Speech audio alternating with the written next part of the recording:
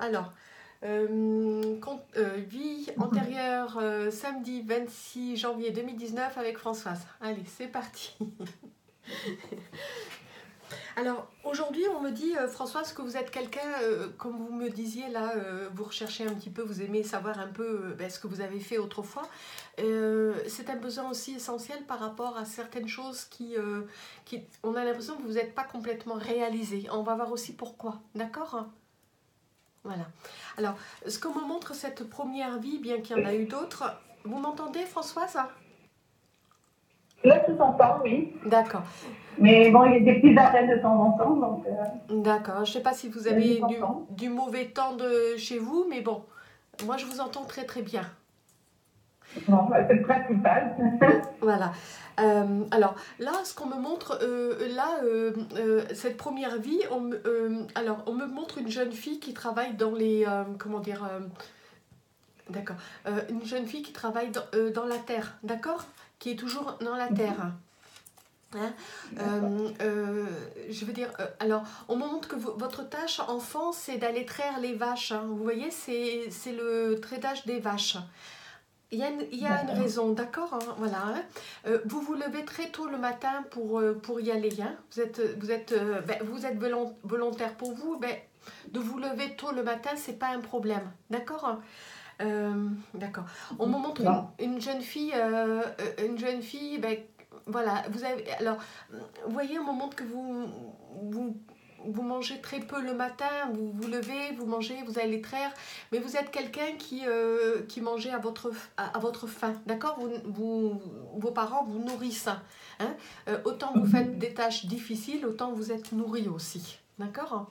Alors, je vois boire quelque chose le matin à 3h30 du matin, et puis après, on a l'impression qu'on va. Comment. Oui, d'accord. On est en train de me montrer que vous nettoyez les tables avant d'aller traire. Hein. D'accord. Euh, d'accord. D'accord. Oui, oui, oui, Françoise, je suis en train de voir. D'accord. Mais oui, vous m'entendez? Ah zut. Allô? Oui. Il y a des Oui, coupures. oui, je vous entends là. Voilà, il y a des coupures. Il Hein. y a des coupures. Oui. Oui, oui, il y a des coupures. Alors, on me montre, je veux dire, vous êtes quand même quelqu'un qui est toujours la tête. Vous priez beaucoup. Hein, on me montre que vous êtes quelqu'un qui priez beaucoup. D'accord. Constamment. Vous ne vous voyez pas constamment faire ce travail-là forcément toute votre vie, mais la tâche de vous lever le matin, au contraire, pour vous, c'est vous aimez ça. Hein. On me montre que, comment dire, avec vos parents, ça se passe bien, d'accord. Vous êtes d'une famille nombreuse, ça se passe bien. D'accord. On ne me montre pas d'inceste non plus à cette période-là. D'accord, Françoise. Hein, on ne me parle pas d'inceste à cette période-là. Hein. On est en train de me dire, mais vous, comment dire, votre but, on veut vous marier. Hein, on me parle d'un mariage possible avec quelqu'un, mais c'est pas votre désir. D'accord. Hein. Et pour fuir le mariage, eh ben, vous rentrez en tant que religieuse. D'accord. Hein, vous êtes quelqu'un quand même de très indépendante, vous êtes l'aîné de, je dirais même de 12 enfants, votre mère a 12 enfants, vous êtes l'aîné. Hein, d'accord.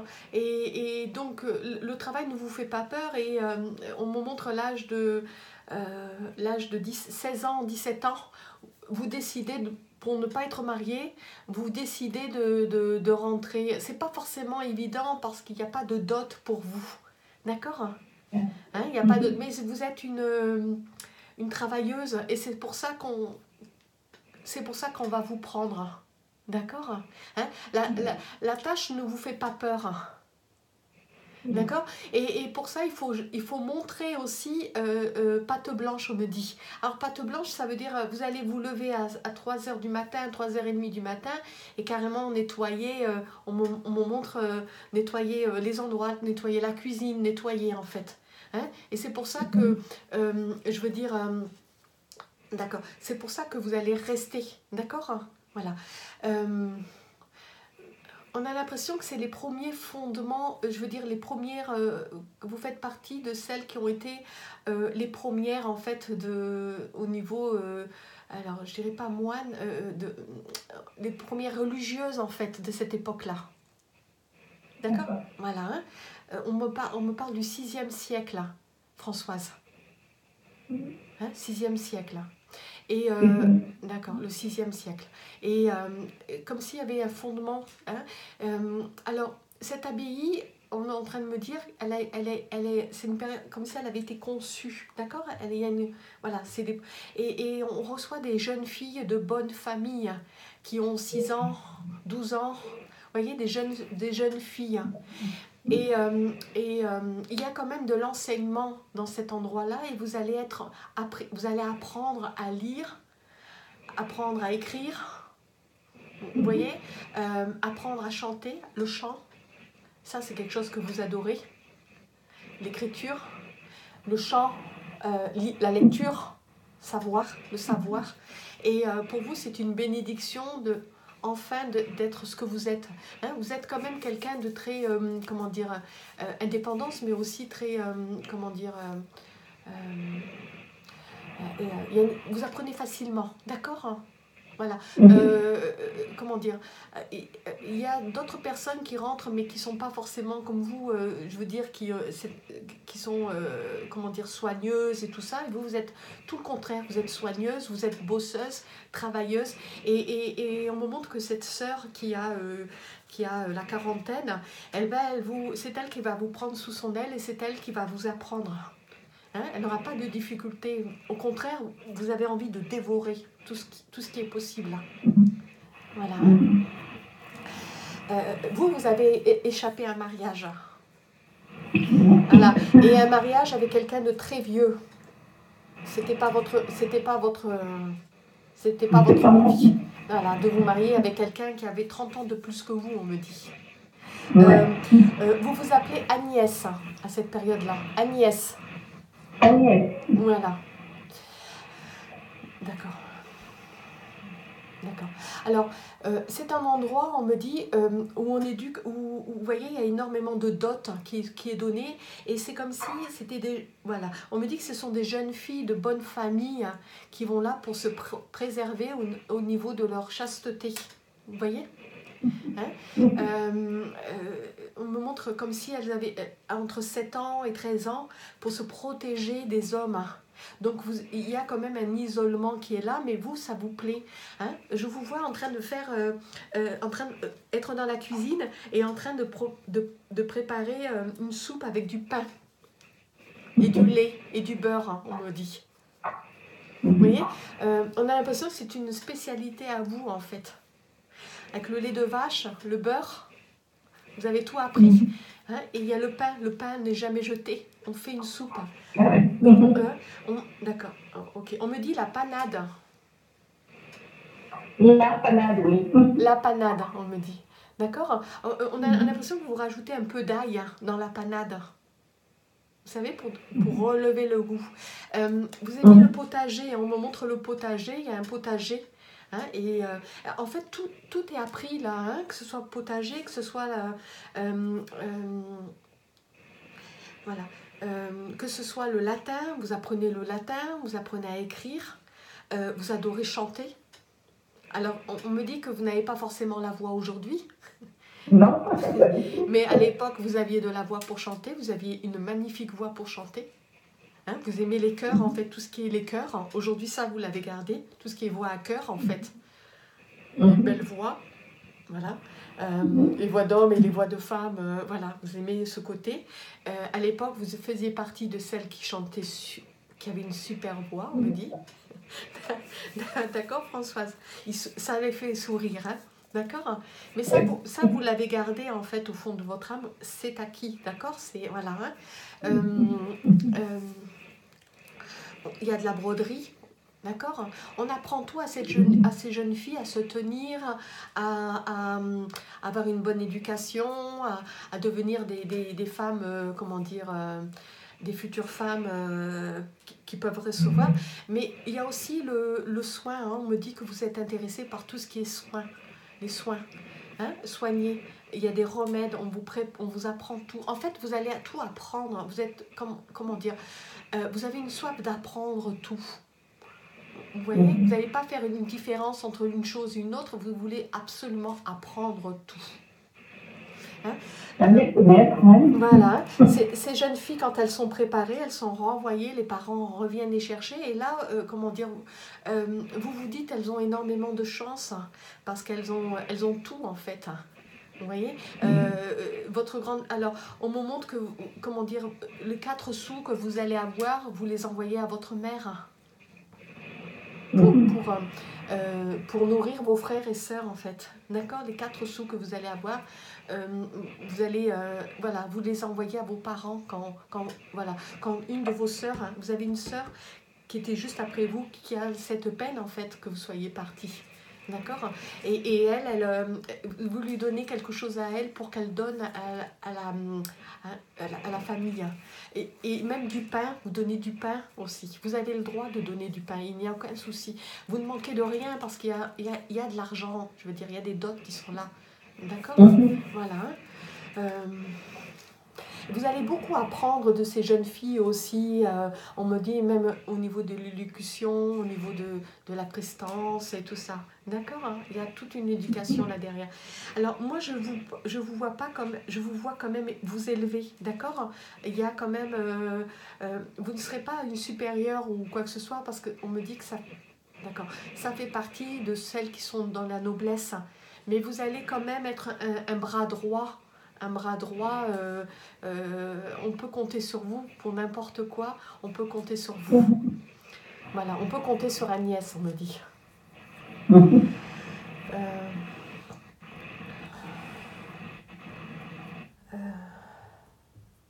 voyez, on me dit que c'est un monastère féminin. Ça fait... Allô, Françoise?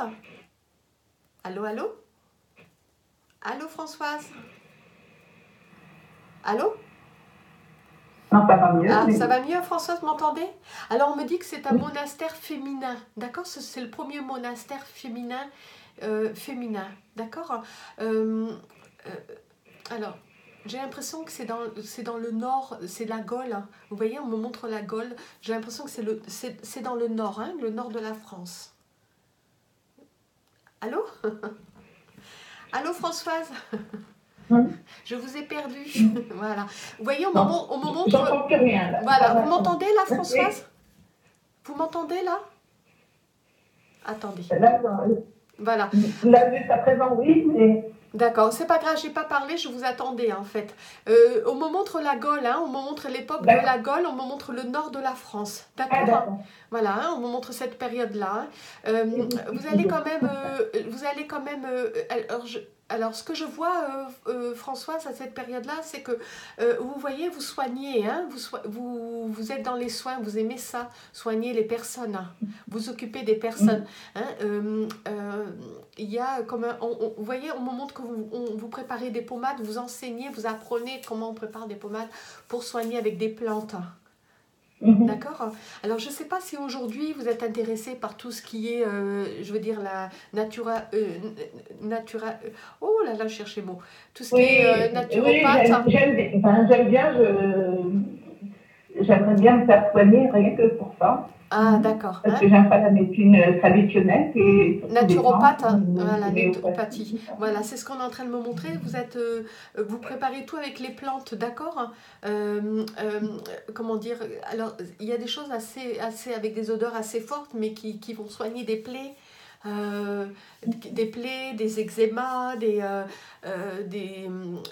comment dire, un problème urinaire aussi, avec des traitements qu'on prend et tout. Et cette période-là, tout ce qui est médecine, en fait, vous intéresse. D'accord? Même encore actuellement. Voilà. Même encore actuellement, ben voilà. C'est pour ça qu'aujourd'hui, certainement, ben, il y a un besoin chez vous fort d'aller encore vers ce milieu aussi. Vous voyez, vous soignez avec des choses plus naturelles, on me dit. D'accord? Avant, voilà, prévenir avant de guérir, on me dit. Oui, c'est exactement ça. C'est vraiment dans ce que j'ai dans l'esprit. Voilà, prévenir avant de guérir.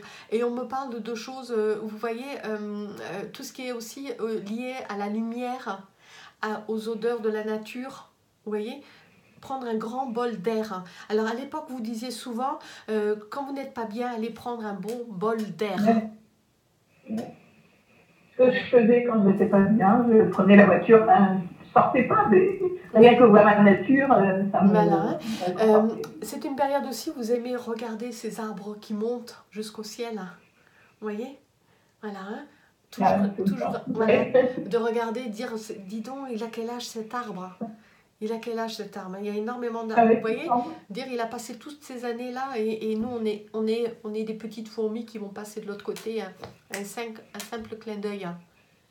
Et lui sera toujours là, en fait. Vous voyez, ces périodes-là, vous êtes très comment dire, il y a un côté, comment dire, spirituel, hein, religieux aussi. D'accord? Mais vous êtes quand même en questionnement énormément entre vous et l'autre monde. D'accord? Souvent, oui. D'accord. Encore maintenant. Voilà, François. C'est pour ça qu'elles font...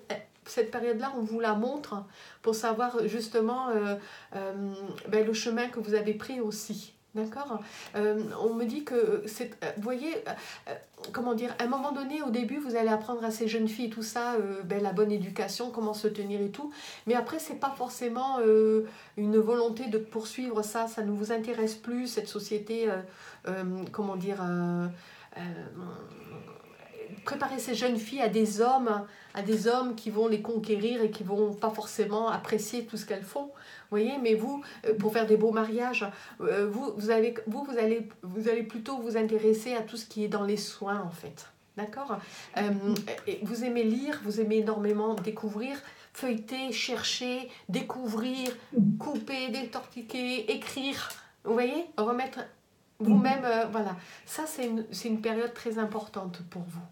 Voilà. Alors, donc, vous vous appelez Agnès, d'accord, hein, cette période-là. D'accord. Hein, d'accord. Vous voyez, alors, on me dit que les calculs à cette époque-là, vous n'aimez pas forcément les calculs, parce que pour vous calculer, ça veut dire, c'est pas forcément... vous savez, on me montre que vous allez mettre vos doses à vous, hein. Voilà, vos propres doses, vous allez goûter, remettre, voilà. Et la panade, c'est ce que vous prépariez, on me dit, d'accord? Alors, je ne sais pas si vous êtes une des premières à préparer la panade, mais on me montre que vous préparez la panade, qu'on ne connaissait pas la panade, avec le beurre, hein. Voilà. Hein. En fait, ce qui se passe, c'est que le lait et le beurre, c'est votre sœur qui vous le ramène, et c'est pour ça que vous pouvez donner quelque chose à la famille en échange. J'ai compris maintenant pourquoi. D'accord, hein? Voilà. Hein. Les garçons ne sont pas acceptés. Voilà. Hein. L'endroit, il n'y a pas d'hommes, hein, en fait, c'est que des femmes. Voilà. Hein. Il n'y a que le prêtre ou les gens, des hommes qui viennent réparer des choses, hein, qui sont acceptés. Voilà. Hein. Et encore, tout le reste est fermé. Hein. Je vous vois avec un trousseau de clés, vous fermez. Voilà. Il faut que ces jeunes filles ne se passent rien. Voilà, il faut qu'elle soit protégée. Il y a quand même de la bourgeoisie, d'accord? On me montre des enfants bourgeois, de familles bourgeoises, de belles familles. Voilà. Allez, on va faire la deuxième partie, là. D'accord. Alors, là, on me montre le 16e siècle. 16e. 16e siècle. 16e siècle. 16e. 16e. 16. D'accord. 16e siècle. On me montre dans les 1520 à peu près. D'accord? Voilà. Là, vous êtes encore une femme. D'accord? Alors, le côté féminin, il est là quand même. Hein, je veux dire, il est fort, le côté féminin pour vous. D'accord? Voilà. Des fois, on peut avoir une... Voilà. Mais le côté féminin est très fort en incarnation forte, on me dit. D'accord, Françoise? D'accord. Alors, d'accord. Là, on me dit que vous êtes d'une famille, je veux dire, assez modeste, d'accord? De père et de mère modeste. Hein. On a l'impression que votre père travaille... on me montre que votre père travaille pour quelqu'un, d'accord? Et votre maman, elle soigne les personnes. Elle est soignante en fait. Elle est même peut-être sage-femme. Pas sage-femme, je dirais, mais elle accouche des personnes. D'accord. D'accord? Voilà. Je vous vois enfant où elle vous traîne avec elle pour pouvoir accoucher, pour ne pas que vous soyez seul. Hein? Elle a perdu des enfants, votre maman, donc elle vous emmène partout, d'accord? Mais elle aimerait que vous soyez un petit peu sur ses pas, d'accord? C'est important, mais c'est pas du tout votre volonté. D'accord? Alors, d'accord. Alors, ce qu'on me montre, c'est que vous êtes, comment dire, d'accord. Alors, à cette période-là, d'accord. Alors, on me montrait une vie, mais on parle d'une autre vie. D'accord. Alors, non, on montre, c'est 16e siècle. Attendez, Françoise, oui, c'est 16e siècle. Alors, on me montre alors, j'ai l'impression que votre père était marié déjà une première fois. D'accord? Voilà. Mais avant d'être marié, je le vois apprenti. Hein, et c'est drôle parce qu'on me montre de la corde. Vous savez, la corde, ça peut être des cordes pour le bateau, des cordes pour tout en fait. D'accord? Cordier, on me dit. Hein, c'est pas un cordonnier, c'est le cordier, on me dit. Hein, voilà. Et votre père, en fait, il apprend, d'accord, tout ce qui est lié au tissage de la corde et tout ça, mais pour plein de choses en fait, d'accord. Il est apprenti comment dire, d'accord. Son professeur, en fait, celui qui va lui montrer le travail, d'accord, et il décède. On me montre que c'est quelqu'un qui décède. Il se frotte les mains, hein, au moment qu'il se frotte les mains parce qu'il est bien intéressé par sa femme. Hein. C'est quelqu'un qui, je veux dire, on a l'impression qu'il tournait déjà autour d'elle. D'accord? Hein? Voilà. Et elle est bien plus jeune, elle a à peu près, je pense, son âge et tout ça. D'accord? Voilà. Ce patron-là, il meurt, c'est une maladie, d'accord? On me montre que c'est une maladie. D'accord. D'accord. On me montre un mariage avec cette personne-là. D'accord? D'accord. Il va avoir un enfant. Hein? On me parle d'enfant avec cette personne. Hein? Et c'est là que vous rentrez en compte. D'accord? On me dit que c'est là que vous arrivez. Alors, prénom, s'il vous plaît. Louise. Vous vous appelez Louise? Louise. Ou Louise. Alors, votre père a quand même hérité d'une certaine façon de ce mariage de l'argent, énormément d'argent par rapport à cette personne. D'accord. Donnez-moi des informations. D'accord. D'accord. On me montre que votre mère s'appelle Étiennette. Étiennette, votre maman. Étiennette, oui, Étienne, mais nette. Oui. D'accord. Oui. Bon, c'est pas commun, hein, Étiennette. Non, mais mon fils s'appelle Louis Étienne. D'accord, d'accord. Alors, c'est drôle, parce que vous vous appeliez, voilà, cette période-là, c'est Louise. Oui, oui. D'accord, hein. Donc votre fils s'appelle Louis et Étiennette. Donc voilà, d'accord. Alors, il y a un sens aussi à cette période-là. Hein. On vous apprend, vous voyez, il y a de l'argent, donc vous allez encore apprendre. Hein. Mais moi là, je vois plutôt du côté de Lyon, d'accord? Je vous vois plutôt naître du côté de Lyon. Hein, tout ce qui est Rhône-Alpes, ou dans tout ce qui est le Rhône en fait, d'accord? Hein. Voilà, toute cette période, ce côté-là, hein, les montagnes, pas loin des montagnes, on a l'impression que même vous allez du côté des montagnes, entre l'Italie, la Suisse, vous voyez, vous revenez, hein, il y a quand même énormément de... C'est une région où vous allez assez souvent, et on me montre que vous descendez un petit peu vers la Provence, vous remontez, mais tout est lié en fait, d'accord Françoise? On me dit que c'est une région qui vous attire, hein. Vous voyez, c'est pour ça que je me sens bien quand je parle. Vous partez dans cette région-là, Françoise? J'ai eu l'opportunité de faire une reconversion de travail et je suis partie dans la Provence, dans les Alpes de Haute-Provence. Ben, c'est ça. Et je me suis sentie vraiment bien. vraiment bien. Cette période-là était un an et franchement, j'étais parfaitement bien. D'accord, parce que Donc, ça peut... ben c'est ça, parce qu'on me montre que vous êtes quand même quelqu'un qui bougeait, hein. Vous êtes, c'est une, voilà. Cette période-là, vos parents vous apprennent, comment dire, c'est important l'éducation, d'accord?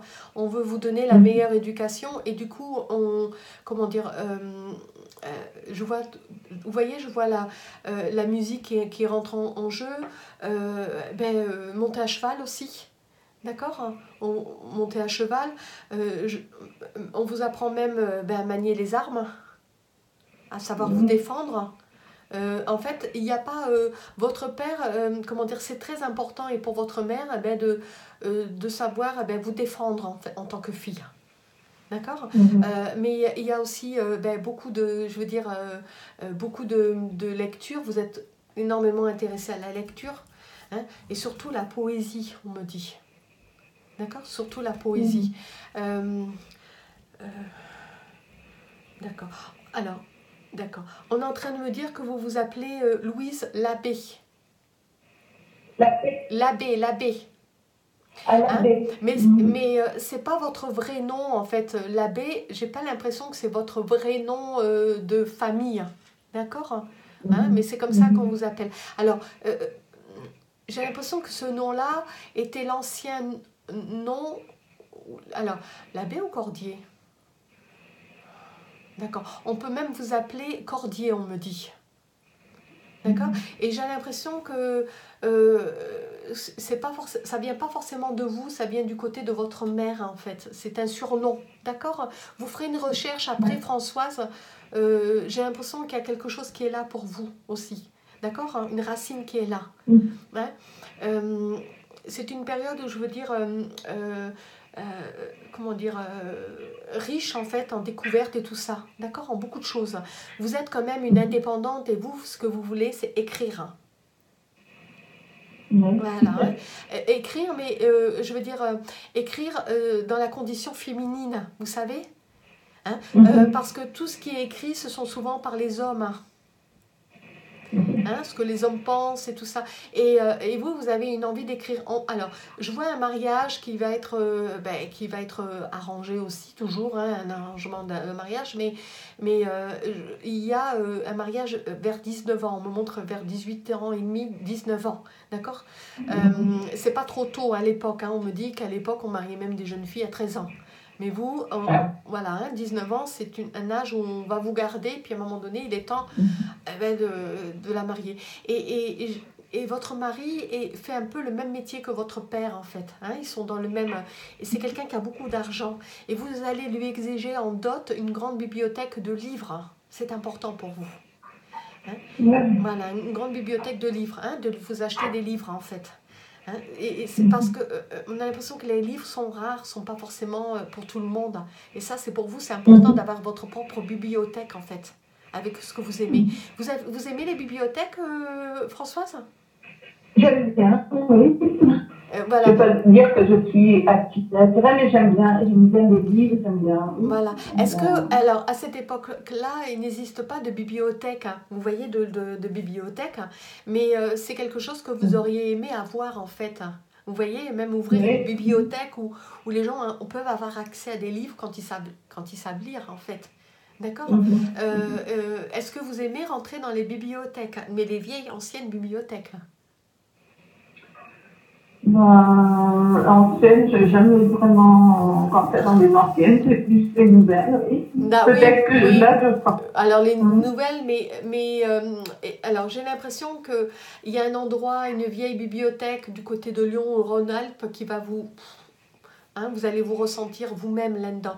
Alors, je vais continuer pour pouvoir comprendre aussi pourquoi vous aimez le livre, en fait. D'accord. On me dit le livre poussiéreux. Vous savez, c'est comme si... Surtout quand je prends un livre, j'aime surtout pour apprendre pour moi avancer. J'aime pas les romans, des histoires et tout ça. j'aime bien quelque chose qui m'apprend à évoluer. D'accord. Alors, à cette période-là, on me dit que vous allez donc vous marier avec cet homme-là, et puis cet homme-là ne vous plaît pas, vous n'êtes pas en vibration avec son cœur, c'est pas forcément là. Vous avez besoin d'être aimé, d'être inspiré, qu'on vous fasse rêver, mais vous allez vous allez écrire, hein, au moment que vous allez écrire, et vous allez écrire beaucoup de vers, beaucoup de poésie, en fait. D'accord? Il y a beaucoup de choses. Mais ce qui est important pour vous, c'est de mettre surtout la féminité. Une femme, ce qu'elle ressent pas comme un homme voit une femme, comme un meuble, un objet, tout ça. Vous allez mettre beaucoup de sensualité, beaucoup de sexualité, mais sensualité dans tout ce qui est dans la douceur, le respect. Hein, une femme dans un niveau plus haut que forcément l'homme qui est patriarcal, qui pense posséder. Hein. Tous ces tabous-là, vous ne les supportez pas. D'accord? Pour vous, une femme doit être respectée, doit être aimée, doit être chérie. Et vous allez écrire justement pour toucher la sensibilité au niveau des hommes. Alors, il y a quand même beaucoup de jalousie à cette période-là, parce qu'il n'y a que des hommes qui font que ça, pratiquement. Certaines femmes, elles n'osent pas en parler. Vous allez un peu, déranger certains hommes qui disent « au scandale ». Mais qu'est-ce qu'elle a écrit? Au scandale. Il y a une partie politique, une partie sur la société, économique. Vous voyez, hein, vous allez vraiment mettre la femme au cœur des choses, mais avec le grand cœur. Alors, vous allez on me dit que vous allez être la maîtresse d'un poète, hein, avec qui vous allez vraiment vous réaliser. C'est avec cet homme que vous allez vous réaliser. Hein, même si votre mari le sait et tout ça, même si ça le dérange, vous... Il ne fallait pas vous épouser. Hein? Il ne fallait pas vous épouser, mais il va quand même rester près de vous. Hein? Voilà. Mais vous, vous faites ce que vous voulez de toute façon. Hein? Vous ne manquez de rien, vous avez de l'argent, et lui, sa réputation, écoutez, hein, il a voulu comme ça, c'est pas vous qui êtes parti le chercher. D'accord. Je ne vois pas d'enfant à cette période-là, Françoise. D'accord, je ne vois pas d'enfant. Mais par contre, vous, votre enfant, c'est l'écriture. Et il n'y a pas que cette personne que vous allez rencontrer, il y a d'autres personnes. Alors, on va beaucoup vous critiquer, mais vous êtes très très belle. Hein. Il y a beaucoup de jalousie par rapport à vous et par rapport à tout ce que vous écrivez. Autant il y a des personnes qui vont aimer ce que vous écrivez, et à d'autres, ça va déranger. On dit les livres à poussière. Vous savez, ceux qui écrivent des livres qui finalement, pour vous, n'est pas vraiment... en fait, vous écrivez souvent les choses avec l'âme, en fait. Hein? C'est un soin de l'âme. Autant cette première vie que vous faisiez, que vous étiez cloîtré, tout ça, c'est une vie de soins extérieurs. Autant là, c'est un soin intérieur. D'accord? Voilà.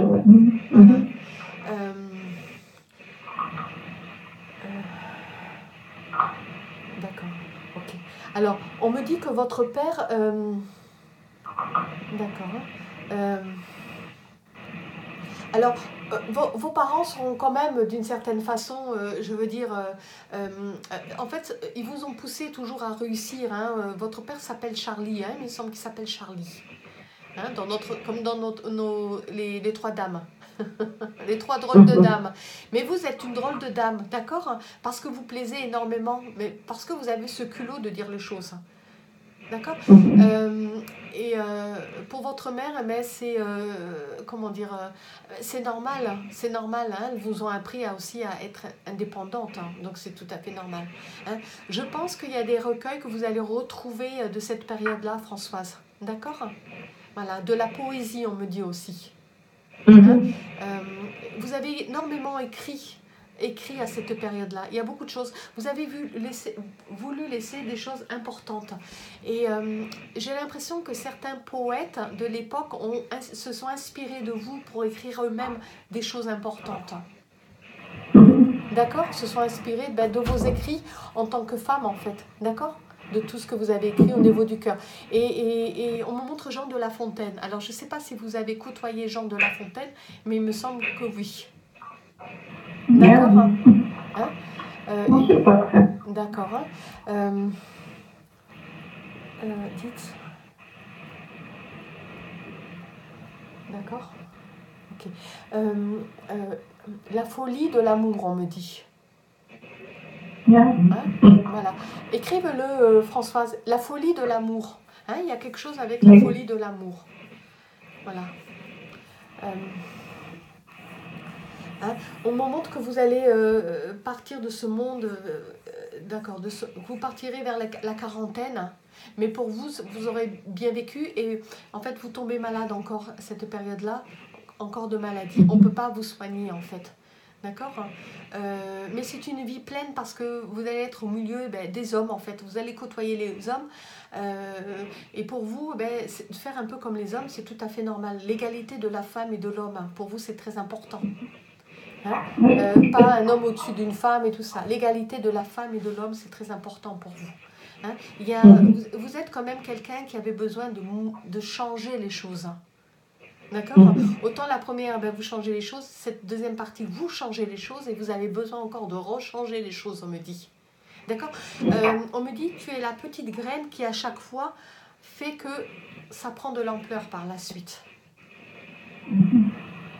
D'accord. Qu'est-ce que vous, qu'est-ce que vous en pensez de cette période-là, Françoise? Qu'est-ce que ça vous inspire aujourd'hui, cette période-là?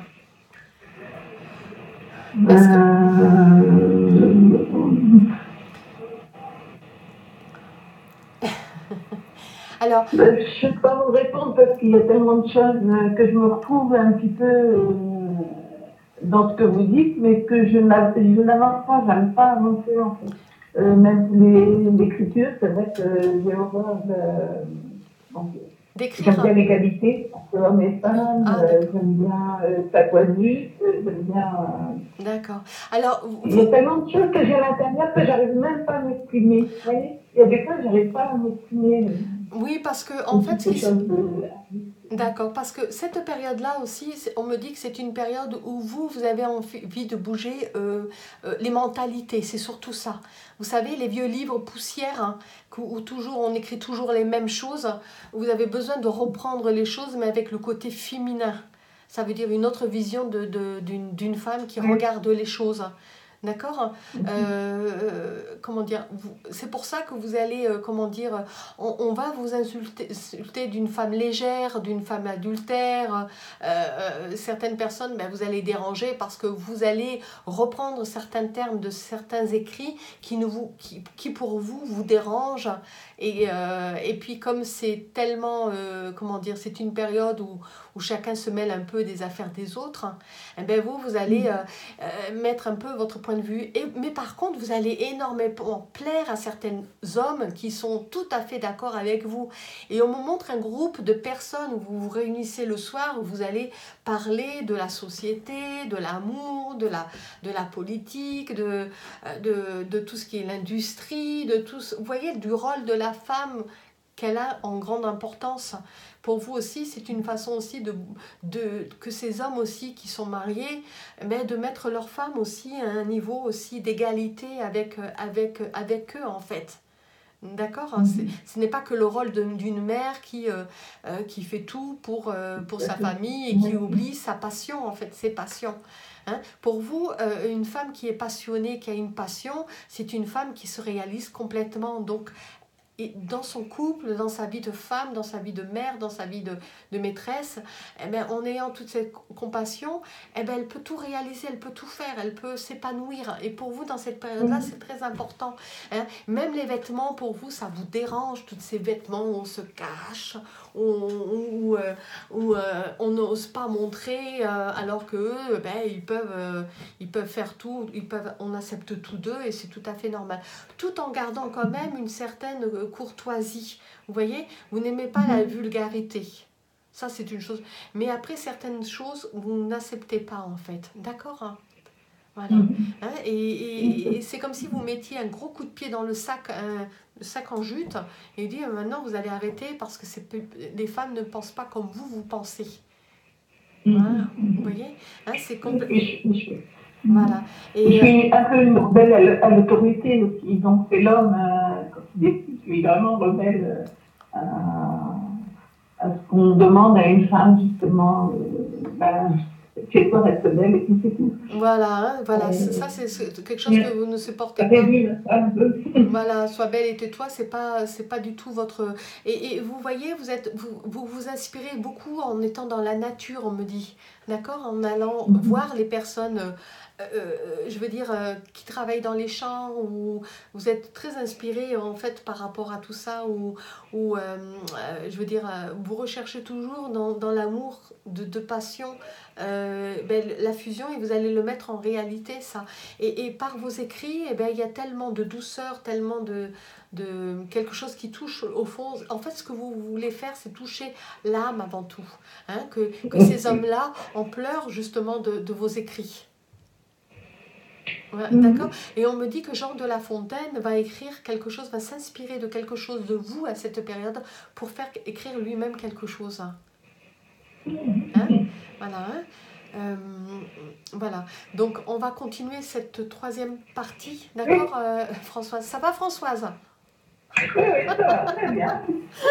Très bien. Je ne Alors, sais pas où ça va m'amener à un peu rechercher là, maintenant. d'accord. Oui. Alors c'est quand même, je veux dire, cette première vie et deuxième vie que vous avez eue, c'est quand même des vies où vous avez été jusqu'au bout des choses, hein, où vous vous êtes réalisé complètement. Ah oui, ben là, je veux réussir à poser mes valises avant de partir. J'ai dit, il doit faire quelque chose ici, je ne sais pas quoi. Il faut que je fasse mes valises avant de partir. Alors, quoi que vous fassiez, je veux dire, quand on part de ce monde, c'est qu'on a réalisé déjà le travail effectué. D'accord? Après, continue. Je veux en être consciente. D'accord, d'accord. Ben, c'est très bien, Françoise. Alors, cette troisième partie, on me montre encore une femme. D'accord? Mais c'est drôle parce qu'on me montre une femme, mais toujours des femmes fortes. Ouais, je sens à l'intérieur de moi que je suis forte. Voilà. J'accumule des choses. Voilà, des femmes fortes de caractère, vous savez, qui ne se laissent pas effondrer, qui remontent toujours parce qu'ils savent qu'il y a quelque chose de plus profond, quelque chose, voilà. C'est un, comment dire, c'est un apprentissage, et derrière, il y aura comment dire, une récompense là derrière tout ça. D'accord? Alors là, on me montre carrément une femme aussi, hein, indépendante. Toujours le côté indépendant, hein, dans ces trois vies. Très indépendante, oui. Voilà. Vous n'aimez pas qu'on vous oblige à faire des choses qui est contre vous, en fait. D'accord? C'est votre décision. Ça veut dire que ça peut vous contrarier. Des choses qu'on va vous demander ou imposer de faire, si ce n'est pas dans votre façon de voir les choses, ça va vous contrarier. Vous n'allez rien dire, mais ça va vous contrarier, et on va le voir chez vous, de toute façon. Hein? Voilà. Alors, là, on me montre une période aussi, une famille modeste, toujours ce côté de famille modeste, d'accord? On a l'impression que vous êtes, comment dire,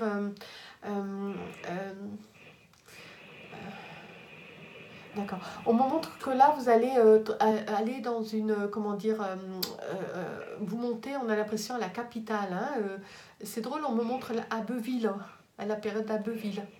Hein, j'ai l'impression, Abbeville, Amiens, Abbeville, la Picardie en fait. Ah oui. Hein, oui. Abbeville, Amiens, voilà, la Picardie. D'accord. Comment dire, c'est très important cette période-là comment dire, comment dire, on a l'impression que vous rentrez dans la mode, hein, vous savez, dans tout ce qui est la couture, la couturière en fait. D'accord. Voilà, on me montre la couturière. Mais celle qu'on ne veut pas forcément tout lui apprendre. Hein, voilà. Vous avez beaucoup d'imagination, d'accord? Voilà. Vous allez apprendre, au moment que vous allez apprendre à tailler, hein, à tailler, à couper. On vous fait toujours faire souvent les mêmes choses, et vous, ça vous agace en fait. D'accord? Vous voulez aller plus loin. On me montre, alors je crois que vous avez 15 ans, on me montre la jeune fille qui est en train de se développer physiquement aussi. D'accord? Alors, vous avez 14 ans, 15 ans, vous n'êtes pas très grande, hein, on me montre, hein, une jeune fille, mais une belle femme. On me montre, hein, quelqu'un de brune qui a souvent, vous aimez attacher vos cheveux soigneusement. D'accord? Vous adorez les chapeaux, on me montre que vous adorez les chapeaux. D'accord. D'accord. Au moment que vous êtes, comment dire, alors je vais demander le nom. D'accord. Rose. Vous vous appelez Rose. Rose. Et on me montre le 18e siècle. Le 17e. 18e. 18e siècle. D'accord. Donc 1700, 1700, alors 38, 1740, voilà, à peu près par là. D'accord, voilà. Je demanderai un peu plus après par la suite. Et là, alors je vais dire Rose, hein, c'est un prénom que vous adorez en plus. Hein. Alors c'est drôle parce que là, Françoise, vous êtes quelqu'un qui adorait tout ce qui est les parfums, les femmes, ces femmes qui viennent se préparer, s'habiller. En fait, demander des étoffes. Hein. Il y a des beaux tissus, vous rêvez aussi de porter. Hein. Alors, vous avez deux tenues. Hein. On me montre que vous avez deux tenues. Quand on en lave un, il y a l'autre qui sèche. Vous voyez, j'ai l'impression qu'aujourd'hui, avoir des vêtements pour vous, c'est important. D'avoir quelque chose toujours de côté en cas d'une sortie spéciale. On a besoin de quelque chose. Hein. On me dit que vous aimez aujourd'hui tout ce qui est l'habit, en fait. C'est important pour vous. Voilà. Alors, cette période-là, c'est la même chose, d'accord. La mode pour vous, vous aimez la mode, hein. On me montre que vous aimez coudre, vous aimez... Mais le but, c'est pas forcément vous de coudre, c'est de diriger. Hein? Celle qui a besoin d'avoir un statut plus haut. Hein? Alors, d'accord. On me dit d'accord, vous allez travailler dans un atelier hein, sur Paris. Et il y a beaucoup de femmes, on me montre encore la noblesse, hein, qui viennent essayer, qui viennent acheter des étoffes. Et c'est là qu'on fait travailler leurs robes et tout. Et c'est là que vous allez apprendre en cachette, en faisant celle qui ne sait rien. Et c'est là que vous allez apprendre. Hein. Vous, on vous met aussi des fois dans tout ce qui est accessoire, vous savez, une écharpe, une broche qui peut aller avec telle chose. Voilà. Mais vous regardez faire, hein, c'est important pour vous. Voilà. D'accord. Alors, il y a une certaine femme qui rentre dans cette loge, hein, on me montre vraiment habillée avec des étoffes, plein de choses, et elle va vous demander de lui préparer quelque chose, d'accord? Elles sont occupées, les autres couturières, et on va vous demander de lui préparer quelque chose à cette personne. Hein, on me montre un bustier qui ira de faire un bustier, en fait. Hein, vous, toutes ces choses serrées et tout ça, c'est pas pour vous. Vous ne supportez pas.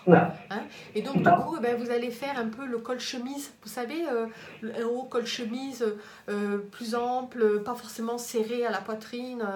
Voilà, la robe-chemise, en fait, on me dit. D'accord. Voilà, on me montre ça. Vous savez, avec un certain décolleté. Voilà. Dégagée, sans être trop provocante et tout ça. Et on me montre que c'est quelque chose que vous allez réaliser finalement avec des ballons, vous savez, des sortes de ballons avec quelques dentelles et tout ça.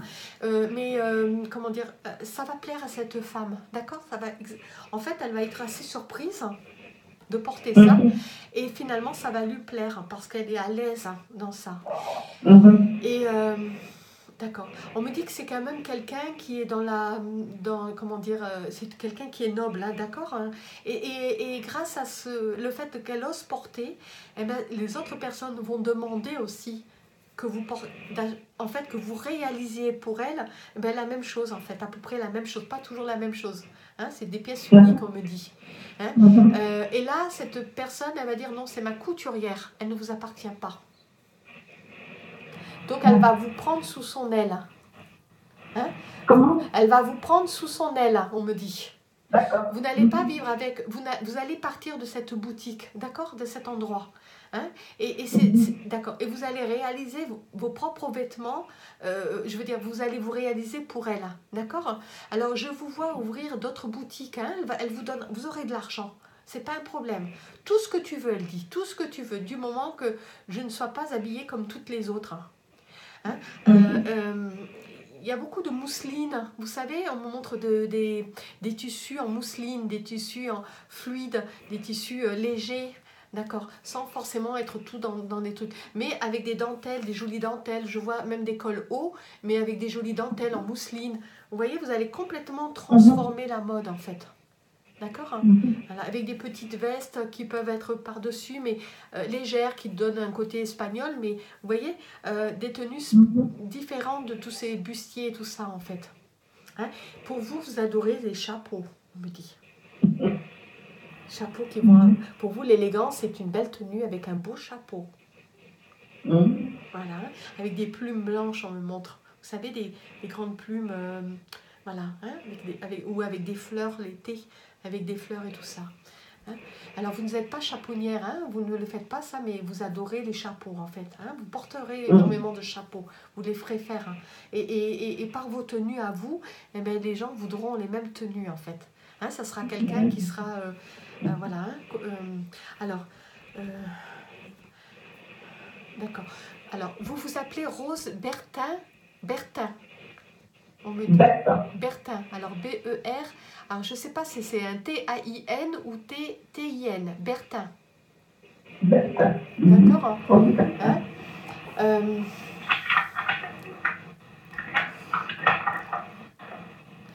Alors, je comprends pas, mais on me montre Marie-Antoinette. Alors, je ne sais pas si vous allez être la couturière de Marie-Antoinette, si c'est la fameuse Marie-Antoinette. Ah oui? Voilà. D'accord. Voilà, fameuse Marie-Antoinette, mais voilà, la couturière de Marie-Antoinette, on me dit. Vous regardez... D'accord, voilà.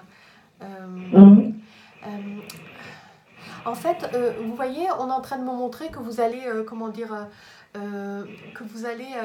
cette période-là, avoir énormément de boutiques, on me dit. D'accord? Avoir des magasins. Vous allez avoir beaucoup de couturières qui vont travailler pour vous. Des petits doigts, on me dit, des petites mains qui vont travailler pour vous. Vous dirigerez, hein, il y aura des commandes. Autant cette femme aura des premières tenues et les autres seront en deuxième plan, en fait. Hein, c'est elle qui va se présenter. Vous serez constamment à son service avant tout. D'accord? Vous serez très très proches l'une de l'autre en fait par rapport à ça. Hein? Il y a toujours des occasions, elle a toujours des occasions spéciales. Et elle aime être la paradée la plus belle on me dit, on parle même de Versailles. Hein. Vous voyez? Hein, on parle même de Versailles. Hein. Elle aime être paradée avant toutes les autres femmes. Tout le monde est toujours en attente de savoir comment elle va s'habiller pour telle occasion. Et c'est vous qui l'habillez en fait. D'accord? Là, vous ne manquez de rien, Françoise, à cette période en tant que Rose. Vous avez tout ce qu'il faut. D'accord? Voilà. Là, vous avez quand même une éducation par vos parents. On me dit une bonne éducation aussi. D'accord? Voilà. Alors, je ne comprends pas, votre maman était sage-femme aussi, là. On a l'impression qu'elle soigne aussi les personnes à cette période-là. D'accord? Alors, expliquez-moi, qu'est-ce que vous êtes en train de me dire?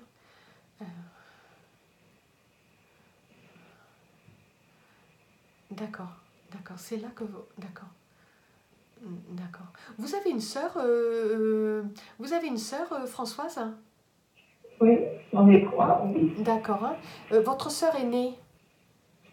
Oui. D'accord. Hein. Votre sœur aînée, c'était votre mère à cette période-là? D'accord. Ah, c'était pas clair, non? Comment? C'était ma mère, mais à cette époque-là? À cette période-là, d'accord? Voilà. Hein, alors, votre mère, à cette période-là, elle est au moment qu'elle soigne les personnes, d'accord? Voilà. Et on me dit que la deuxième vie que vous avez eue en tant qu'écrivain, votre mère n'était pas sage-femme. Elle s'occupait, je veux dire, de son mari. Elle s'occupait de tout ce qui était les cordes et tout ça. Il y avait une vente. D'accord? Voilà. C'est dans cette troisième période que votre maman aidait les personnes, en fait. D'accord? On a l'impression que votre père travaille avec les chevaux à cette période-là aussi. D'accord? Voilà. Voilà. Hein, votre père travaille dans tout ce qui est écurie ou, vous voyez, au niveau des chevaux, hein, où il monte à cheval, où il prépare le cheval et tout ça. Et votre maman, elle soigne les personnes, elle accouche les personnes. Dans votre deuxième vie qu'on me montre voilà, votre mère travaille avec votre père. Voilà. Hein, voilà. Alors, vous voyez, à cette période-là, en tant que Rose, on est en train de me dire, vous avez souvent des problèmes de dos. Voilà, hein. Souvent des problèmes de dos, hein, parce que vous êtes constamment comme ça, vous avez énormément travaillé au début, vous êtes quelqu'un, vous voyez, quelqu'un qui est fragilisé au niveau du dos. Alors, je ne sais pas si vous avez souvent des problèmes de dos aujourd'hui, vous voyez, Non. voilà, ah bah alors tant mieux. Mais vous voyez, mais vous allez mourir assez âgé, on me montre là 60, presque 70 ans à cette période-là, d'accord? Hein, je ne pense pas que vous les avez atteints, mais vous allez vivre cette période-là. Alors, vous allez, comment dire, vous allez avoir un titre, hein, cette période-là, elle va vous mettre complètement ministre, ministre de, on a l'impression de la mode, je ne sais pas si ça existait à l'époque, mais vous avez les honneurs, en fait, comme la première couturière,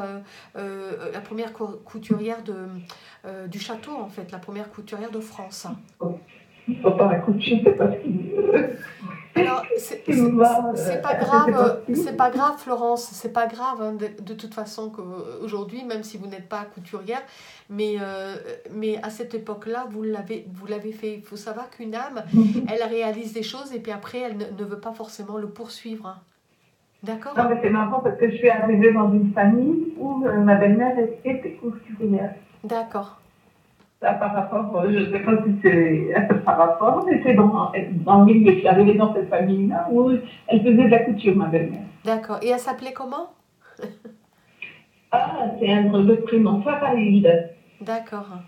Ah, c'est joli. Faraïd, c'est un prénom belge. D'accord. C'est très joli. Voilà. Mais Mais il n'y a pas de hasard en fait, d'accord, hein, voilà, il n'y a pas de hasard. Mais après, il y a certaines choses. Alors là, vous aviez besoin surtout, comment dire, de vous réaliser en tant que femme. Vous voyez, voilà. Aussi, c'est quand même ces trois vies, elles sont quand même liées d'une certaine façon. Parce que autant vous êtes occupé de femmes nobles, d'accord, d'enfants, de jeunes filles qui étaient. Et autant vous vous êtes retrouvés dans une certaine cour. Habillée aussi, un peu comme elle aussi. Certainement le besoin aussi de vous réaliser en tant que femme à cette période-là aussi. Hein. On a l'impression que c'est pas Chanel, hein, Coco Chanel qui a lancé la mode, c'est vous qui avez lancé la mode. D'accord. Alors, j'allais dire Rose, vous regarderez, mais je vais dire François plutôt. Vous regarderez un petit peu cette période-là. Je pense que peut-être qu'il y a une trace, je ne sais pas du tout. D'accord. Mais on me montre plutôt que vous aimiez tout ce qui était la mousseline, tout ce qui était la soie, tout ce qui était des tissus soyeux, tout ce qui était doux en fait. Pas forcément à perles, hein, d'accord. Mais tout ce qui était plus dans le corps, plus léger, moins stressant, moins serré, moins...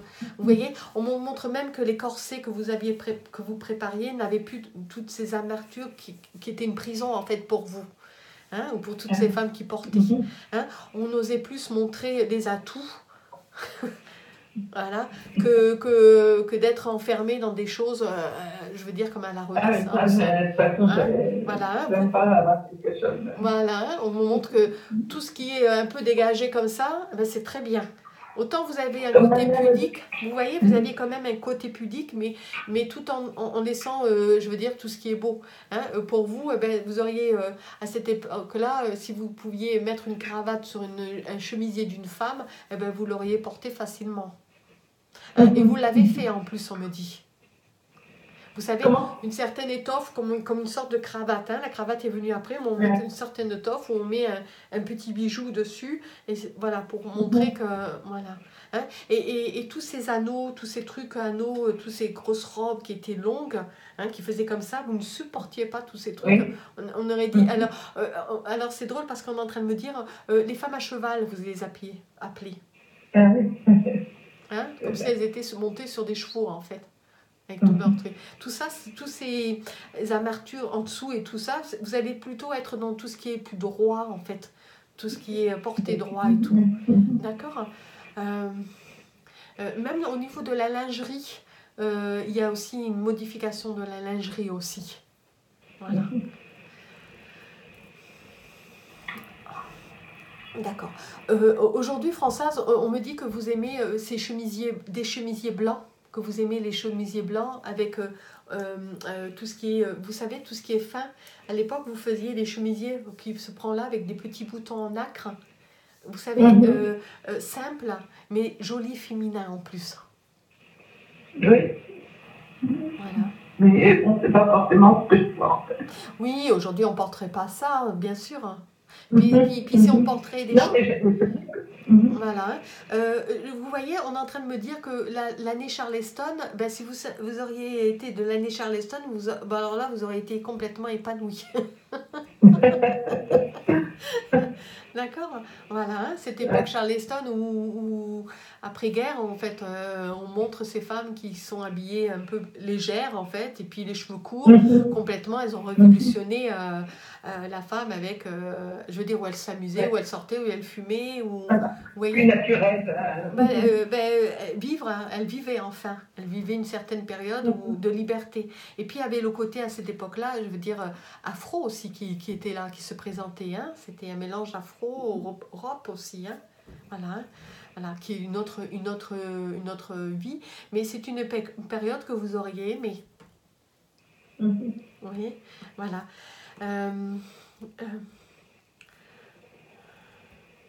Voilà. Vous voyez, on me montre quand même que cette période-là, vous allez avoir quand même beaucoup de femmes à votre service, beaucoup de gens qui vont livrer aussi. Hein. Vous devez être, comment dire, pour vous, vous voyez, vous êtes quand même une femme très prise en fait. D'accord. Toutes ces journées à parader, à montrer s'il y a un problème, à recoudre un petit quelque chose, s'il y a une couture. Et là, vous grondez assez, vous êtes quand même assez droite, hein, exigeante et tout ça, parce que c'est important pour vous qu'une couture ne saute pas, vous voyez, vous êtes prête même à vous donner comment dire, un premier avertissement, un deuxième et un troisième, ça passe pas. Hein. Peut-être.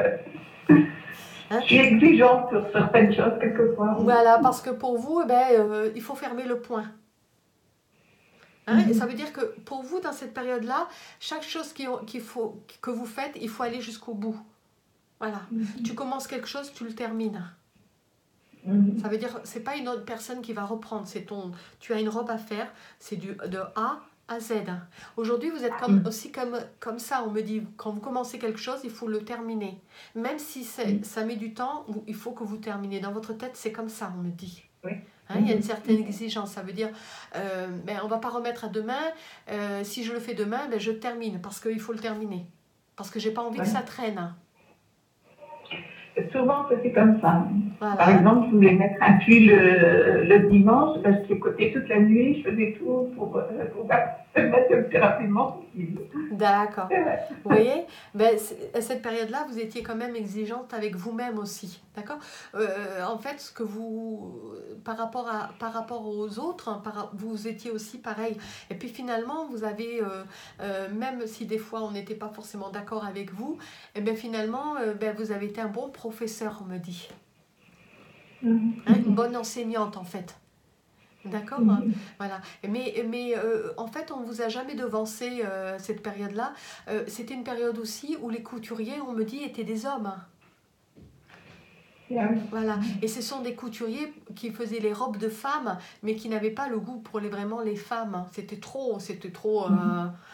Et c'est pour ça que cette femme va vous prendre sous son aile, parce que vous allez vous allez comprendre ce que les corps d'une femme en fait. Hein? Voilà. Ces couturiers, ces hommes qui faisaient la couture, pensaient qu'est-ce qu'un homme désirait vis-à-vis d'une femme. Ça veut dire une silhouette bien serrée, vous voyez, très stricte. Voilà. Mais eux, il fallait qu'ils les portent. Hein. C'est pas forcément qu'elles soient voilà, ou des chaussures que vous aviez des ampoules parce qu'elles étaient en pointe à la fin et que vos orteils ne correspondaient pas, et donc vous vous retrouviez avec des ampoules, des souffrances énormes. Ouais. Même au niveau de la lingerie, vous allez changer même la lingerie qui était trop coton, fermée, pour des tenues légères, pour même des commodités à être plus facile que de soulever toutes ces étoffes de robes, à se faire aider et ne pas avoir forcément sa dignité. Voilà. Vous comprenez, voilà. Tout ça aussi, François, c'est aujourd'hui, si vous tricotez, donc c'est lié aussi à la main. Même si vous ne faites pas de couture, vous avez le don des mains qui sont là. Vous l'avez fait au début, mais après, vous allez plutôt réaliser, en fait. D'accord? On me dit que vous avez des idées on me montre une sorte de mannequin, oui, c'est ce qu'on me montre. Vous disiez, voilà, je veux ça, ça, ça, ça, ça, et on devait réaliser ce que vous faisiez, ce que vous demandiez. D'accord? Vous n'avez pas travaillé après forcément par vous-même au niveau des mains. Vous avez surtout demandé qu'on vous fasse ces choses. Hein? Les idées, elles étaient dans votre tête. Hein? Le dessin, vous l'aviez dans votre tête. Hein? Vous ne le mettiez pas en application par peur de vous faire voler les dessins. Hein? On me dit que vous étiez quelqu'un à cette période-là qui rêviez beaucoup en fait. Hein? Vous travaillez la nuit, vous travaillez le jour. Hein? Hein? Et quand quelque chose de nouveau arrivait pour vous, eh bien, vous le saviez, c'était inscrit dans votre tête, et bien, il fallait faire la même chose. Hein. Et on me dit aujourd'hui que vous êtes pareil aussi. Quand vous avez quelque chose dans la tête, eh bien, c'est comme ça, c'est pas autrement. Et des fois, c'est même embêtant parce que quand vous voulez quelque chose, ben, vous dites mais non, c'est pas ça, c'est pas la même couleur que je voulais, c'est pas la même texture que je hein, vous le ressentez comme si c'était sur votre peau en fait. Oui, c'est ce que je me dis, je suis têtue. C'est pas têtu, c'est parce que vous l'avez déjà senti, ressenti, mis, et du coup, vous savez ce que c'est. Vous voyez, cette période-là aussi, on me dit que vous aimez les choses chaudes, mais légères. Les choses légères pour l'été, les choses chaudes pour... Mais pas forcément avoir des couches et des couches et des couches. Autrefois, la chemise de nuit, après ils mettaient, je sais plus quoi, ils mettaient encore un vêtement, et encore le corset, la chemise de nuit, après un autre vêtement, encore un autre vêtement. C'était on revient à quelque chose qui tient chaud, pour se déshabiller, il fallait 1 heure. Hein. Pour s'habiller, il fallait 1 heure à l'époque. Hein. Bon, ils avaient que ça à faire. Hein. D'accord. Mais 1 heure à se préparer, je veux dire, enlever toutes ces tenues, elles ne s'enlevaient pas toutes seules, hein, elles se faisaient aider. Hein. Voilà. Oui, on me montre Marie-Antoinette, hein, et même au niveau de... Vous allez beaucoup la conseiller au niveau de sa façon de se coiffer, de sa façon de s'habiller, où elle va porter beaucoup de roses.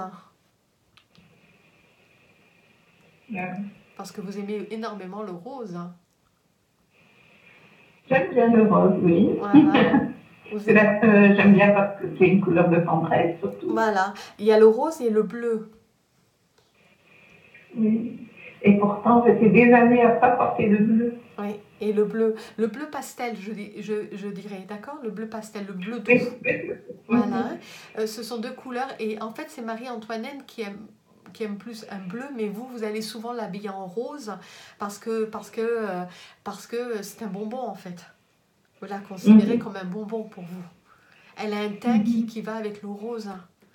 Et puis vous vous appelez Rose cette période-là. Donc pour vous, la féminité, c'est dans le rose, dans tout ce qui est clair, dans les couleurs pastel. Et jamais de couleurs trop flashy. Hein, vous n'aimiez pas la voir dans des couleurs trop...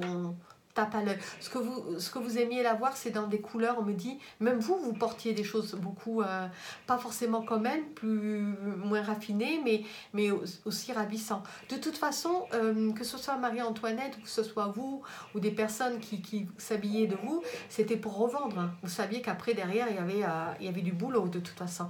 Hein. On me montre à un moment donné que vous avez fui, que vous êtes parti en Angleterre. Alors, je ne sais pas s'il y a eu une révolution, s'il y a eu un problème, mais on me montre l'Angleterre. Hein, mais vous n'y êtes pas resté longtemps. Hein, vous êtes revenu, on me montre ça. D'accord? On a l'impression qu'il voilà. Vous avez été ruiné aussi. Hein, il y a eu comme un vol d'argent, où il y a eu quelque chose, on me montre. D'accord, Françoise, à cette période-là. Mais vous êtes revenu par la suite. On me montre que vous allez décéder en France, en fait, que vous reviendrez en France. Hein? Vous n'aimez pas ce côté anglais. Je sais pas. On est près de l'Angleterre ou pas? Vous êtes du Nord, c'est ça? Vous êtes du Nord? Comment? Vous êtes du Nord, Françoise? Je suis du Nord, oui. Je suis à 32 km de l'Angleterre. On est près de l'Angleterre. Bon, alors, un aller-retour, mais pas y vivre en fait. D'accord? Pas y vivre. Comment? Vous n'avez pas aimé vivre là-bas, en fait. Non, non, non. D'accord. Pour aller à shopping ou aller voir un petit peu et tout ça, aujourd'hui, on me dit que aller passer 2 jours, c'est très bien, ou 3 jours. Mais après, pour y vivre, vous ne pourriez pas y vivre. Déjà à cause de la nourriture, on me dit. Non, moi j'aimerais bien vivre là-bas un petit peu parce que je suis allée un mois pour essayer de perfectionner mon anglais. Oh, bon, c'est vrai qu'au départ, quand on comprend rien, que moi j'aime bien parler, donc c'était un peu difficile, mais après on s'y adapte, non? Ça va encore, mais bon, c'est des mentalités différentes aussi de chez nous, hein. Ben, c'est surtout ça, mais on me dit qu'en fait, peut-être que vous viendrez faire une vie anglaise, hein, peut-être c'est la poursuite de quelque chose. De toute façon, on me dit l'anglais ça rentre par là, au début ça va, vous allez retenir, puis après dans 2 mois, après si vous ne l'avez pas pratiqué, ça ressort. Ah oui, non, mais ça c'est vrai. Donc, mais on me dit qu'à cette période-là, quand vous étiez en Angleterre, vous n'aimez pas la nourriture. Pour vous, vous n'étiez pas assez nourri, c'était pas du tout adapté à votre façon de vous nourrir et vous n'aviez qu'une hâte, c'était de revenir en fait. D'accord? Oui, Voilà. c'est possible aussi, hein. Hein? Et vous allez de toute façon revenir. On a l'impression qu'il y a un événement, difficile qui va se passer et vous allez être une des premières à fuir en fait. D'accord?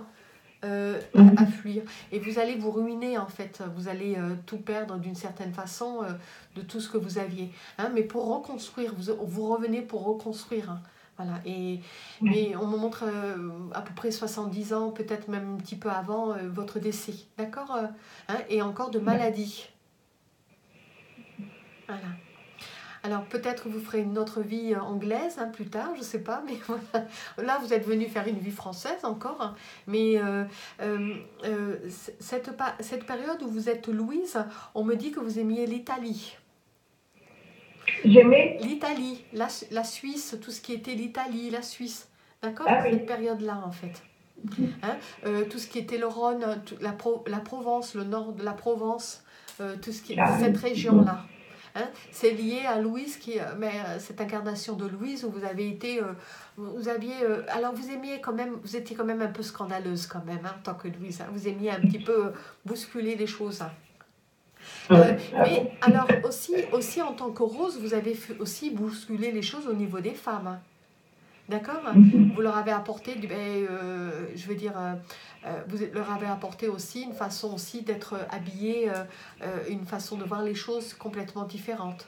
Mais vous avez aussi, le souci, vous avez un peu perdu le sens aussi de la, comment dire, alors Marie-Antoinette, on me dit, oui c'est Marie-Antoinette, hein, on me montre Marie-Antoinette, et c'est marrant parce qu'on me la montre avec vos yeux, d'accord, elle est allongée sur un fauteuil en velours rouge, et elle est comme ça allongée sur des coussins, et elle vous parle en fait, vous vous asseyez à côté d'elle sur un banc en velours, et vous discutez beaucoup toutes les deux en fait.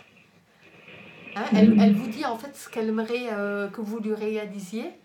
Vous voyez alors, je ne sais pas si vous aimez le film Peau d'âne avec Catherine Deneuve. Peau d'âne. Non, je n'ai jamais regardé parce que j'aime pas les films français à l'époque. Bon, maintenant, j'aime pas regarder des films, mais j'aimais pas les films français, donc je regardais pas. D'accord. Parce qu'on me montre cette Peau d'âne, à un moment donné, elle demande justement au roi, à son père, de lui fabriquer 3 belles robes. Et on me dit, les couturiers le couturier du roi vont lui préparer 3 robes. Et elle, c'est pour s'échapper du mariage, en fait. D'accord? À cette période-là, Françoise, vous êtes quelqu'un de libre. D'accord? Les hommes, c'est pas un problème pour vous. Mais vous voyez, dans ces 3 vies-là, on me montre que vous n'avez jamais été... avec les hommes, c'était pas forcément un besoin... sexuelle ou besoin de... Vous avez été indépendante, d'accord? Je suis indépendante. Indépendante dans ces 3 vies-là, pour vous, c'était important, c'est d'être indépendante, de subvenir à vos besoins, ce que vous vouliez faire et de faire de votre vie ce que vous vouliez. Et pas forcément à travers un homme, en fait. D'accord? Voilà. Et encore actuelle, quand même. Je suis très indépendante, malgré que je me dis, j'ai besoin de l'appui de quelqu'un. Voilà, Même, en fait, voilà, les appuis, vous en avez eu en tant que femme ou homme, d'accord? Mais après, je veux dire, après, comment dire, vous dire, je vais me lever parce qu'il faut que je prépare le sac ou ci ou ça, si c'est pas par plaisir, vous ne le ferez pas, vous comprenez? Il faut que ça soit par vous. Et dans ces trois vies-là, il y a une grande indépendance. Je trouve qu'il y a une grande indépendance, une femme qui a besoin de s'affirmer elle-même avant tout. D'accord? Apporter une connaissance aux autres, éveiller les consciences, d'accord? Éveiller, être toujours à l'aide, toujours dans le besoin de l'aide en fait. Mais, je veux dire, mais tout en étant indépendante et on me dit aussi que dans ces périodes-là, les avis que les gens pouvaient penser de vous, Oui. hein, Et pour je vous, le suis encore, en fait. Hein. voilà. Je me dis... C'est pas grave, hein. Voilà. C'est ce qu'ils pensent. Hein. Oui. Vous vous sentez pas concerné parce que ce sont leurs pensées, c'est pas les vôtres. Voilà. Le tout, c'est nous de moi-même avoir conscience, la bonne conscience. Ouais. Voilà, c'est Pour ça. moi-même. Après, si une personne vous jalouse et tout ça, mais c'est son problème, c'était pas le vôtre. Hein, vous avez, le but aussi, on est en train de me dire, François, c'était toujours d'avancer. Toujours de vous réaliser, d'aller plus loin, de choquer peut-être même. Mais choquer certaines pratiques ou certaines façons d'être, alors que vous aviez besoin de ça. Et aujourd'hui, en fait, c'est ce qui vous manque, c'est de choquer. Oui, peut-être. Vous voyez, c'est surtout ça, c'est de faire quelque chose que les autres ne font pas forcément, ou choquer dans le besoin de dire, écoute, moi je pense comme ça et ça va être comme ça. Donc, c'est pas forcément le besoin d'obliger les autres, non, c'est de vous réaliser comme vous êtes. Hein. Voilà, ça veut dire accepte-moi comme moi je suis. Oui. Et puis, avec ce que je ressens, de faire ressentir aux autres d'autres choses que moi je peux ressentir. C'est pas une vérité, mais j'aime le dire pour faire avancer les gens qui sont un peu bordés. Alors, moi je dis, Françoise, qu'aujourd'hui vous pourriez être une éveilleuse de conscience. Une éveilleuse.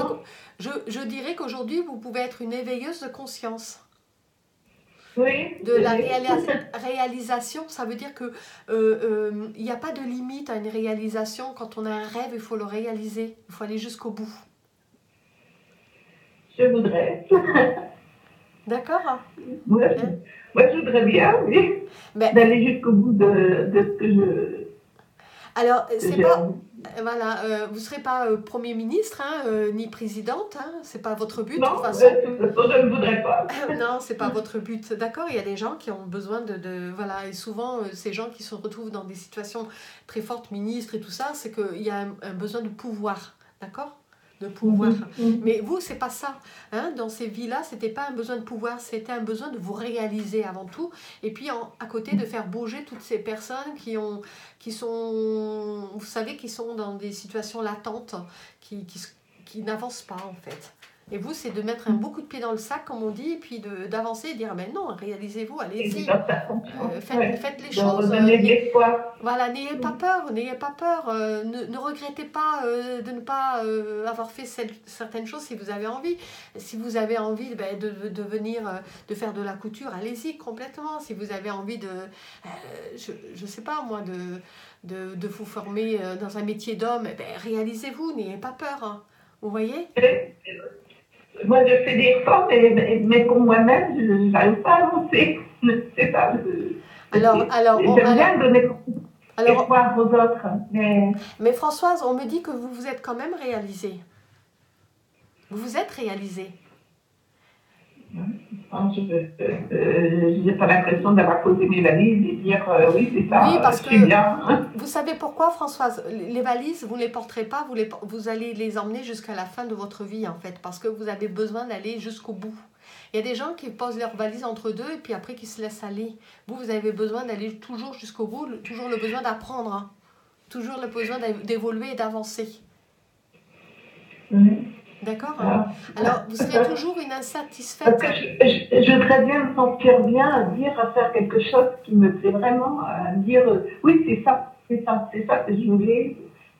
J'arrive à aider, moi c'est aider les autres, leur donner confiance, espoir, que moi je peux peut-être pas toujours avoir, mais au fin fond de moi, je sais, au fond de mon âme, en fait. Je sais qu'il y a... Alors, Voilà, Françoise, on me dit, ça peut être en boulangerie d'aller chercher ton pain et de parler avec quelqu'un qui justement est en train de parler de quelque chose et vous aimez bien quand même mettre votre grain. On me dit ça et dire eh ben écoutez peut-être que ça vous voyez c'est en fait on me dit tu es quand même tu arrives à des fois à certaines situations où tu vas mettre la personne en confiance pour qu'elle avance. oui, oui, ça c'est... Et en fait, Euh, tu es de bonnes conseils, mais tu l'appliques pas forcément pour toi. D'accord? C'est ce que vous disiez, vous allez dire aux autres, mais vous n'avez pas forcément confiance en vous. Alors que vous avez quand même eu 3 vies fortes, de femmes qui... Ça, c'est en vous, ça. Votre âme, elle est forte. Hein. Vous comprenez? je ressens de la force en moi, oui. Mais Je oui. sens que je vais réussir parce que moi, je suis toujours en train de penser à dire que ben, si c'est cette vie-là, c'est que je dois passer par ces choses-là. Et puis, mais d'avancer, de trouver que je me sens bien. Je sais pas, je me contente pas de ça, moi. Je me contente de quelque chose que je sente les gens qu'ils ont un réconfort, que je les sente, je sais pas, ça soit plus visible, peut-être. Alors, on me dit que tu vas trouver ton chemin. Oui. Oui. J'espère. Oui. Je serai toujours. En sorte, c'est pour ça que ma fille, elle a vu des vidéos de vous, que moi je regarde beaucoup de choses comme ça. Elle me dit ah, ben, je t'ai pris pour ton Noël. Voilà. Et je dis ah, ben, ça va peut-être m'aider pour dire de trouver un peu le chemin que. Parce que je vais y arriver. Et oui, mais oui, François.